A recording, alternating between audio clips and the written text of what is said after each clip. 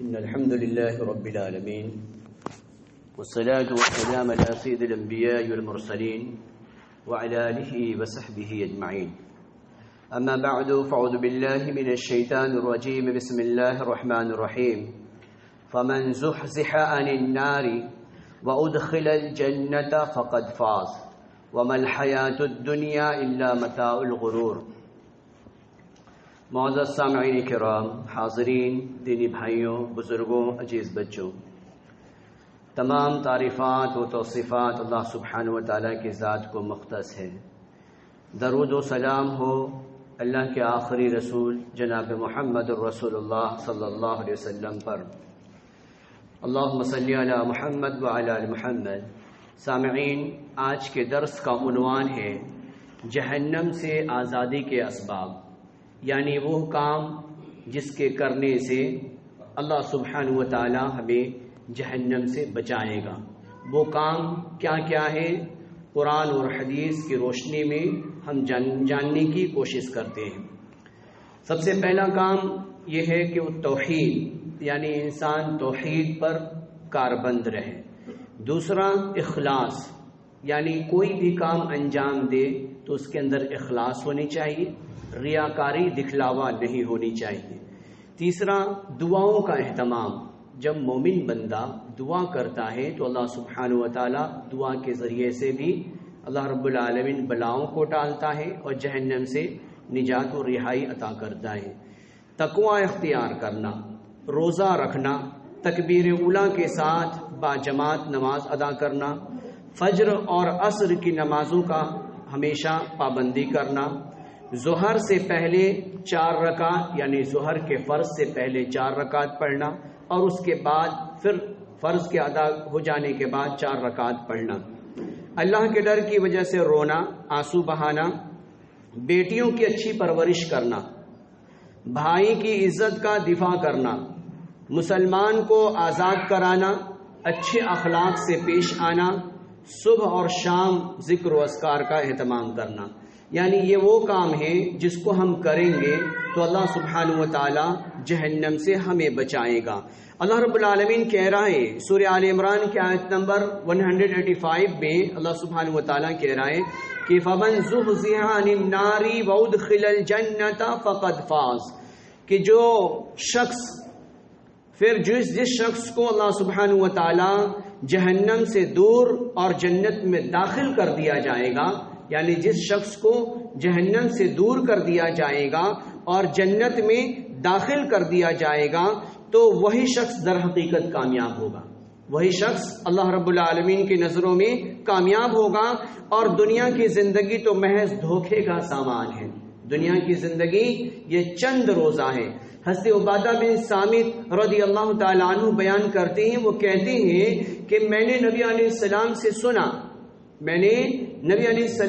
سنا کہ آپ صلی اللہ علیہ وسلم نے ارشاد فرمایا کہ من شہد اللہ الہ الا اللہ وان محمد رسول اللہ حرم اللہ علیہ النار.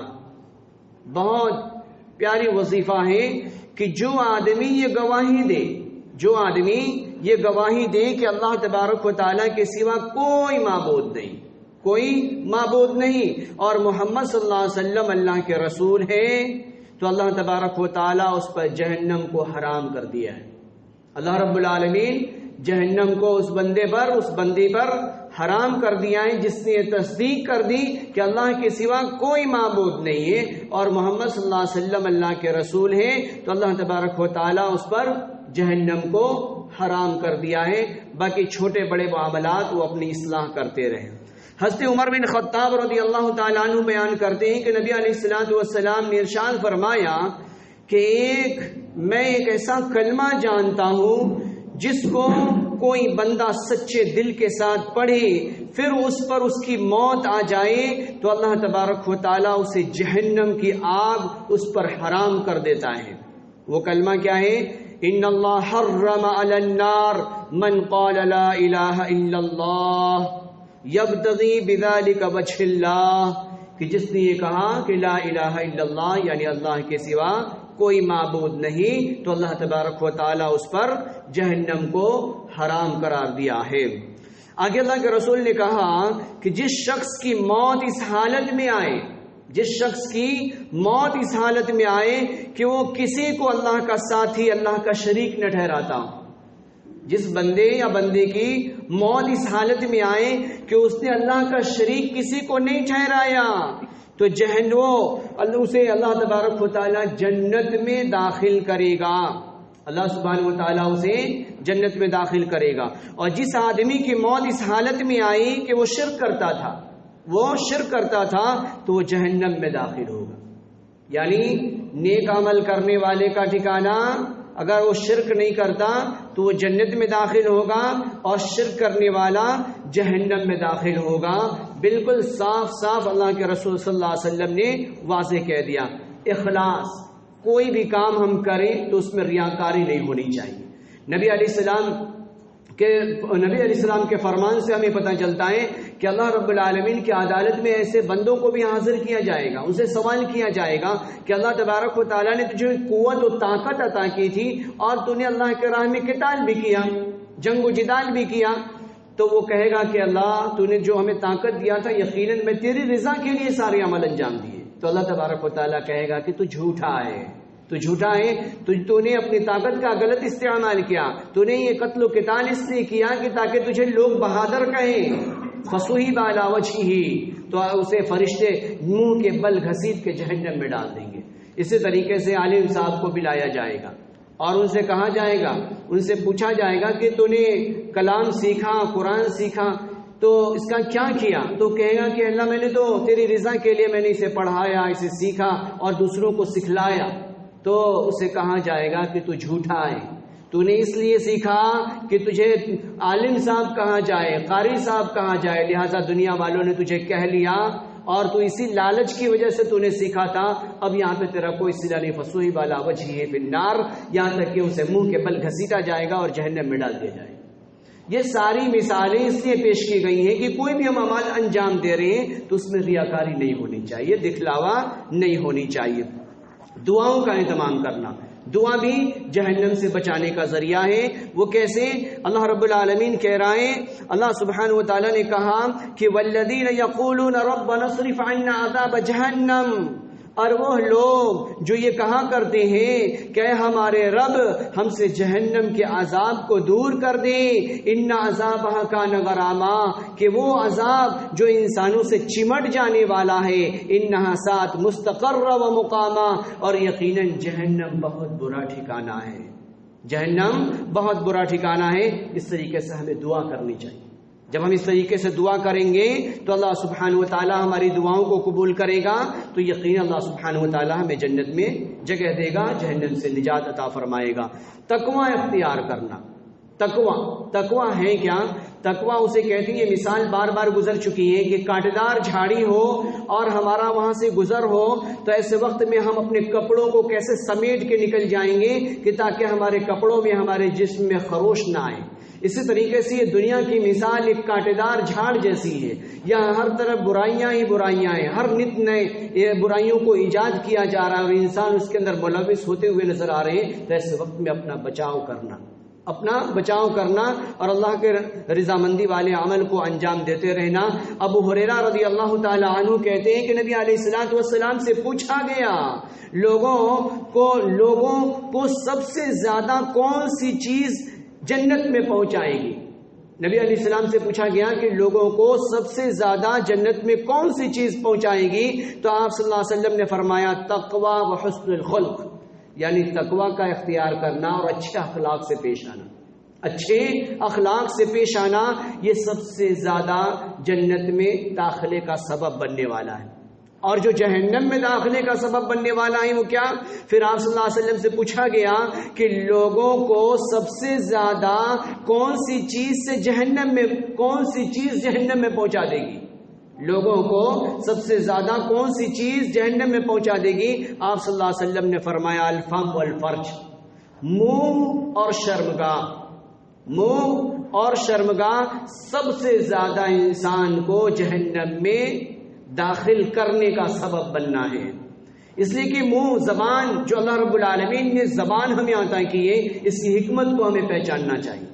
چور سے بچاؤ کے لیے اور وقتی طور پہ دشمن سے حفاظت کے لیے ہم اپنے گھر میں ڈور لگایا کرتے ہیں، تو اللہ رب العالمین نے زبان کی شرارت سے انسانیت کے بچاؤ کے لیے اللہ رب العالمین نے سب سے بہتر ڈور اللہ رب العالمین نے دانت کو نصب کیا ہے۔ دانت پتھر جو سب سے زیادہ اسٹرانگ، اللہ رب العالمین نے دانت کا فاؤنڈیشن لگا دیا ہے۔ اس کے بعد پھر اللہ رب العالمین نے ہمارے ہونٹ بنا دیے، دو دروازے زبان کے اوپر اللہ رب العالمین نے نصب کیے تاکہ لفظ سے یہ زبان باہر نہ نکل جائے اور کسی کے دل کو چیر کے نہ رکھ دے، رشتوں میں درار پیدا کر کے نہ رکھ دے۔ لیکن ہمیں احساس نہیں ہوتا۔ چور کی دفاع کے لیے دروازے پہ دروازے لگائے جاتے ہیں، لیکن جو رشتوں کو کاٹنے کا ذریعہ بنتا ہے اس زبان کا اس پہ کوئی کنٹرول نہیں۔ تو اللہ کے رسول صلی اللہ علیہ وسلم نے واضح کہا کہ زبان سے سب سے زیادہ پھسلن ہوتی ہے اور انسان سب سے زیادہ زبان کے غلط استعمال سے جہنم میں چلا جائے گا۔ اسی طریقے سے شرمگاہ آج کل ماڈرن ایرا ہے، اور ایسے وقت میں جو بڑے بڑے مہانگر ہیں، چاہے وہ ممبئی ہو، دہلی ہو اور بنگلورو ہو، ایسی جگہوں پہ آن لائن بہت ساری شرارتیں اتپن ہوتی ہوئی نظر آ رہی ہیں۔ بہت سارے ایسے کلب میں اور بہت سارے ایسے بڑے بڑے 5 اسٹار ہوٹلز میں مساج کے نام پہ ایسی برائیوں کو بڑھاوا دیا جا رہا ہے کہ ہمیں احساس بھی نہیں ہوتا، اور آن لائن بکنگ چل رہی ہے۔ تو اللہ کے رسول صلی اللہ علیہ وسلم نے کہا کہ اگر شرمگاہ کی بچاؤ اگر ہم نے نہ کی تو یقیناً اس کی شرارت سے ہم جہنم میں داخل کر دیے جائیں گے۔ تو اس کی بھی حفاظت بے حد ضروری ہے۔ روزہ رکھنا یہ بھی جہنم سے بچاؤ کا ذریعہ ہے کہ جب انسان روزہ رکھتا ہے کہ اس میں کوئی ریاکاری نہیں ہوتی، کوئی دکھلاوا نہیں ہوتا۔ فریج میں ساری چیزیں پڑی ہوئی ہیں، پھر بھی اللہ کی رضا کے لیے وہ فریج کے قریب تک نہیں جاتا، اس کے ڈور کو بھی نہیں کھولتا۔ کیونکہ کوئی دیکھے یا نہ دیکھے رب دیکھ رہا ہے، اور وہ خالص اللہ کی رضا کے لیے عمل انجام دیا جاتا ہے۔ تو اللہ رب العالمین روزے کے ذریعے سے بھی جہنم سے اللہ رب العالمین بچاؤ کرتا ہے۔ 40 دن تک تکبیر اولا کے ساتھ اگر ہم نے نماز ادا کی تو یہ بھی جہنم سے بچاؤ کا ذریعہ ہے۔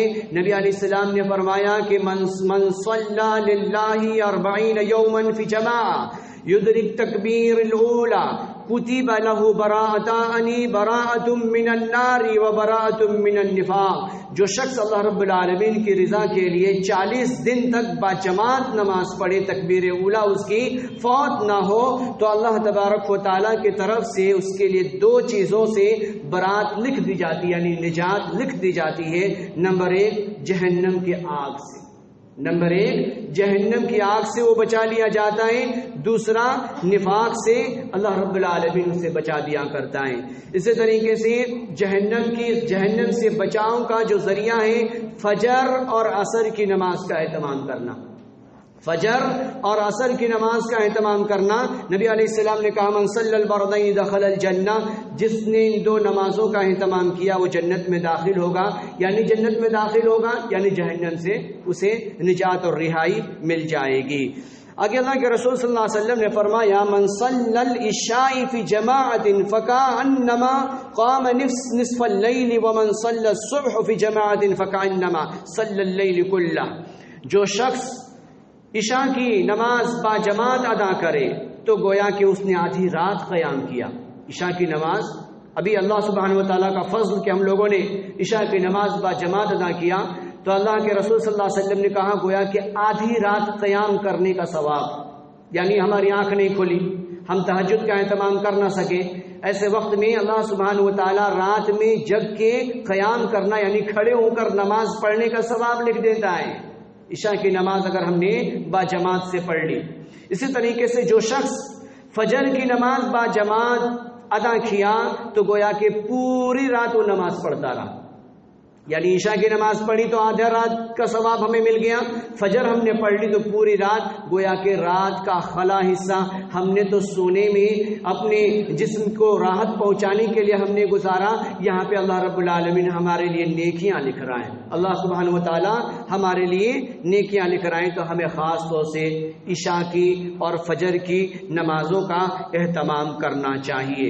آگے اللہ رب العالمین نے نبی علیہ السلام نے کہا کہ اللہ کے ڈر سے آنسو بہانا، یعنی مومن کی یہ شان ہے کہ اگر ہم سے کوئی گناہ ہو جاتے، یقیناً ہم کوئی روبوٹ تو ہے نہیں کہ ہم سے گناہ نہیں ہوں گے، ہم انسان ہیں اور انسان بھول چوک کا پتلا ہے، انسان سے غلطیاں ہوتی ہیں، تو ہم فوراً مسجد میں آئیں اور مسجد میں آنے کے بعد ہم ہاتھ اٹھائیں، رکعتین پڑھیں، رکعتین پڑھنے کے بعد اللہ سے عاجزی سے ہم درخواست کریں، اللہ ہم سے یہ گناہ ہو گئے، یا اللہ تو معاف کرنے والا ہے، تو معاف فرما۔ اور اگر ہمیں رونا نہیں آتا تو کم سے کم ہم رونے کی جیسے شکل بنائیں، تو یقیناً اللہ سبحانہ و تعالیٰ کو یہ ادا بہت زیادہ پسند آتی ہے، اور اللہ رب العالمین اللہ تبارک و تعالیٰ کی خشیت کے اور خوف کی وجہ سے آنسو بہانا جہنم سے آزاد کرنے کا یہ بہترین ذریعہ ہے، تو ہمیں خاص طور سے دعاؤں کا بھی اہتمام کرنا چاہیے۔ اس کے بعد آج بیٹیاں جیسے ہی ہمارے گھر میں آتی ہیں تو ہمارے تیور بدل جاتے اور ہم اسے گود میں لینا بھی پسند نہیں کرتے۔ کچھ لوگ تو ہاسپٹل میں ہی رونا شروع کر دیا کرتے جیسے ہی پتہ چلا کہ ارے بیٹی کی ولادت ہو گئی۔ ابھی ہمارے ریلیٹیو میں ایک بیٹی کی پیدا ہو گئی، وہ اپنی بچی کو اپنے گود میں لینا بھی پسند نہیں کیا، بلکہ ہاسپٹل میں ہی چیخ پکار اور بیٹی کی للک میں بہت زیادہ رونا شروع کر دیا۔ بیٹی سراپا رحمت ہے، اس کی اگر ہم نے اچھی تربیت کی، اچھے طریقے سے تعلیم دلایا اور اچھے جگہ نیک صالح ہم نے رشتہ دیکھ کر اس کا رشتہ کر دیا اور وہ خوشی خوشی اپنی زندگی گزارنے لگی، تو وہ لڑکیاں ہمارے لیے جہنم سے نجات کا ذریعہ بنیں گی۔ نبی علیہ الصلوۃ والسلام نے فرمایا کہ نبی علیہ الصلوۃ والسلام نے بیٹیوں کی تعلیم و تربیت کی فضیلت کو بیان کرتے ہوئے کہا کہ جس شخص کو ان بیٹیوں کی وجہ سے کسی آزمائش میں ڈالا جائے، پھر وہ ان سے اچھائی کرے، یعنی بیٹیوں کے ساتھ ہمدردی کرے، تو اس کے لیے جہنم سے وہ پردہ بن جائیں گی۔ وہ لڑکیاں اس بندے کے لیے جہنم سے پردہ بن جائیں گی۔ تو ہمیں خاص طور سے بیٹیوں سے نفرت نہیں کرنی چاہیے۔ اگر ہم بیٹے کے لیے کپڑے خرید رہے ہیں تو ہم بیٹی کے لیے بھی کپڑا خریدیں، بیٹے کو اسکول میں داخل کر رہے ہیں تو ہم بیٹی کو بھی اسکول میں داخل کریں۔ کچھ افراد بیٹوں کو اعلیٰ سے اعلیٰ تعلیم دلانے کی فکر کرتے ہیں اور بیٹی کو کسی خیراتی ادارے میں ڈال دیا کرتے ہیں، ارے وہ لڑکی ہے، وہ دوسرے کے گھر جائے گی۔ ایسی سوچ ہرگز ہمیں جہنم سے نجات نہیں دلا سکتی۔ ایسی سوچ کے ساتھ اگر ہم جائیں گے تو یقیناً رسوائی ہوگی۔ تو ہمیں اس بات کا خیال رکھنا چاہیے، اچھے اخلاق سے پیش آنا۔ یہ سارے جو جہنم سے نجات کے جو اسباب بیان کیے گئے ان میں سے یہ بھی ہے کہ اچھے اخلاق سے پیش آنا۔ آج کوئی پیسہ دینے کو آئے تو ہم خوشی سے باہیں پھیلا دیا کرتے ہیں، یا کوئی قرضہ مانگنے کے لیے آئے تو منہ کے اندر سکڑن پیدا ہو جاتی ہے اور پسینہ کے آثار نظر آنے شروع ہو جاتے ہیں۔ تو ایسے اخلاق سے ہمیں ہرگز پیش نہیں آنا چاہیے۔ اگر کوئی یقیناً ہماری مدد کرتا ہے تو وہ بھی بہترین طریقہ ہے، اگر ہم کسی کی مدد کرتے ہیں تو یقیناً یہ بھی ایک بہترین ذریعہ ہے۔ اچھے اخلاق سے ہمیں پیش آنا چاہیے، اور اگر کوئی بھی ہدیہ تحائف کوئی چیز ہمیں دے رہا ہے، ولو بشق تمر، اگر کھجور کی گٹھلی ہی کیوں نہ ہو، اگر وہ ہمیں دے رہے ہیں تو ہمیں خوشی بخوشی قبول کرنا چاہیے۔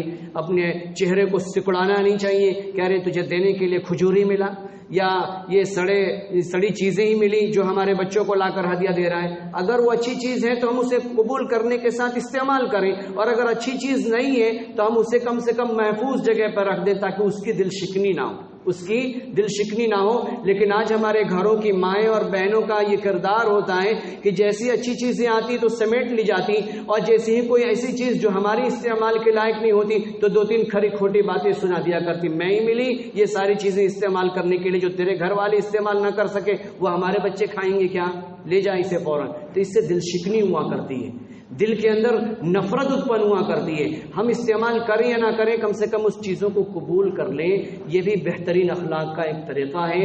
اللہ رب العالمین سے ہم دعا کرتے ہیں کہ اللہ سبحانہ و تعالی نے اور نبی علیہ السلام نے جو جہنم سے نجات کے ذرائع ہمیں بتلائے ہیں، اللہ سبحانہ و تعالی ہم سب کو اس پہ عمل کرنے کی توفیق عطا فرمائے۔ یا رب العالمین ہمارے اچھے اعمال کو ضرور تو قبولیت سے نواز۔ یا رب العالمین جہنم سے ہم سب کو نجات اور رہائی عطا فرما۔